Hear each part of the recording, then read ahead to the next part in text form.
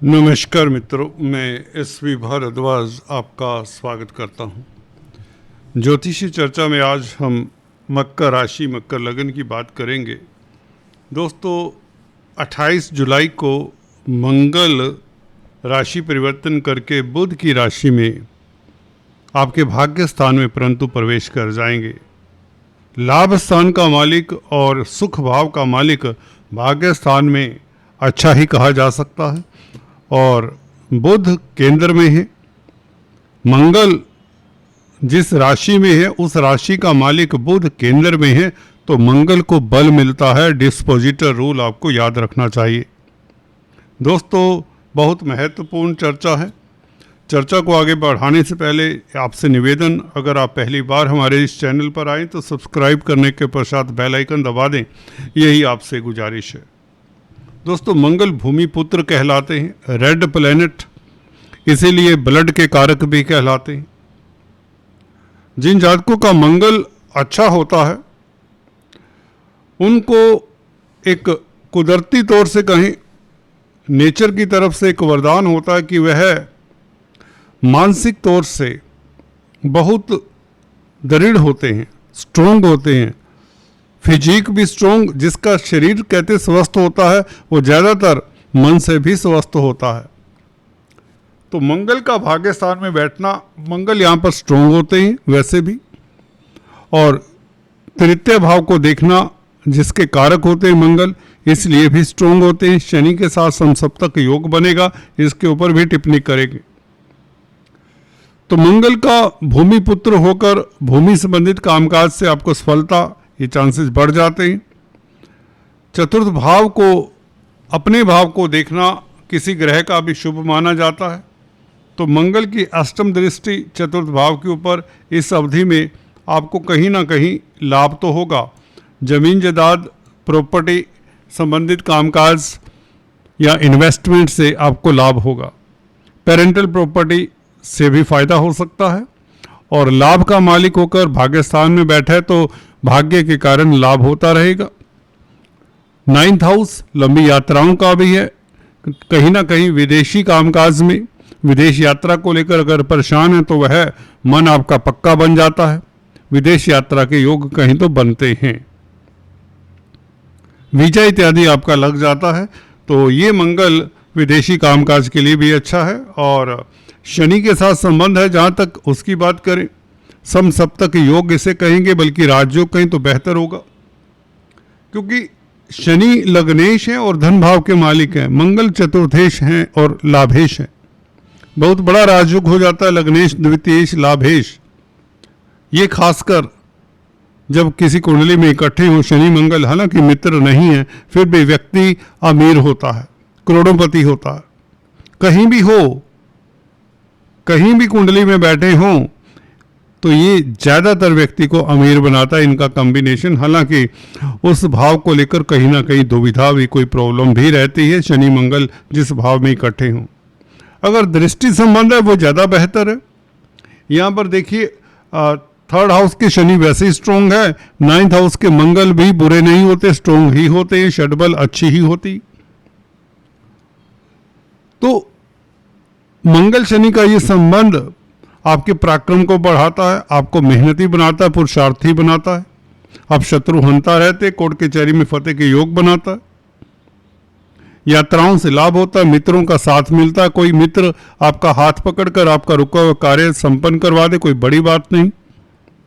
मंगल का संबंध शनि के साथ यदा कदा दोनों शत्रु हैं, तो कहीं ना कहीं अपने पारिवारिक लाइफ को थोड़ा सा डिप्लोमेसी से हैंडल करें, एडजस्ट करके चलें, पारिवारिक मतभेद को अवॉइड करें, अदरवाइज स्थितियां उत्तम ही रहेंगी, कोई दिक्कत नहीं आने वाली, कोई प्रॉब्लम नहीं आने वाली।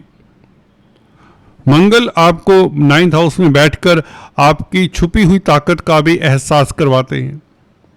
जी हाँ दोस्तों, आप में जो गुण हैं, जो स्ट्रेंथ है, उसे याद रखिए। हो सकता है इसकी आपको ज़रूरत पड़े। जब तक मंगल यहाँ पर रहेंगे आपको ज़रूरत, एक आध बार आपको लगेगा कि आपको एक्स्ट्रा बल की ज़रूरत है, मानसिक बल की ज़रूरत हो सकती, तो आपको अपने आप को याद कराना होगा कि आप बहुत बलवान हैं, you are unique, you are strong, you need to. हालांकि जनरली आपको क्या, हर किसी को अपने आप को ये at the back of the mind बताते रहना चाहिए कि he is a great person, he is a unique person. देखिए, ऑरा आपका पॉजिटिव हो जाता है, जैसा सोचोगे वैसी आपकी गति होगी, वैसे ही आपका डायरेक्शन होगा, वैसे ही आपके कामकाज होंगे। तो मंगल खासकर जब 9th हाउस में होता है तो ये जरूरी होता है कि आप अपने कोई अच्छे गुणों को याद रखें, खासकर अपने आप को स्ट्रोंग तो समझें, दैट आपकी विल पावर अच्छी है, आप किसी से भयभीत नहीं होते, आदि इत्यादि। तो शनि मंगल का ये संबंध, धन तो आएगा, धन की बरसात वाली स्थिति भी हो सकती है, इनकम का ग्राफ बढ़ेगा क्योंकि 11वें भाव का मालिक लग्नेश के साथ संबंध बनाए हैं, शनि के साथ, शनि लग्नेश है, 11वें भाव के मालिक मंगल है, और धन भाव क्या कहते हैं, भाग्य स्थान में ये संबंध है, तो भाग्य के कारण लाभ होगा, निश्चित है दोस्तों। हाँ, ये डिपेंड करता है, किसी को लाभ ज़्यादा, किसी को कम, लाभ तो होगा। आपकी कुंडली के योगों के हिसाब से आपको लाभ होता है, या आप कितनी मेहनत करते हैं उसके हिसाब से भी लाभ हुआ करता है। वैसे भी बुध सप्तम भाव में मित्र क्षेत्र ही है, भाग्यस्थान का मालिक केंद्र में सप्तम भाव में, तो व्यापार के लिए स्थितियां बेहतर हैं, रोजमर्रा की आमदन बढ़ने के योग पहले से ही बने हुए हैं। तो मंगल का यहाँ पर आ जाना भाग्यस्थान में, आप मिलिट्री में कामयाब होते हैं, आर्मी डिफेंस पैरामिलिट्री फोर्सेस में कामयाब होते हैं, स्पोर्ट्स में कामयाब होते हैं, भाइयों के साथ आपके संबंध बेहतर होते हैं, मित्रों का साथ मिलता है, समाज में प्रतिष्ठा बढ़ती है, होटल लाइन में है, खाद्य पदार्थों में डील करते हैं, तो ये बेहतर योग है। इस अवधि में कोई ना कोई बड़ी उपलब्धि आपको मिल सकती है।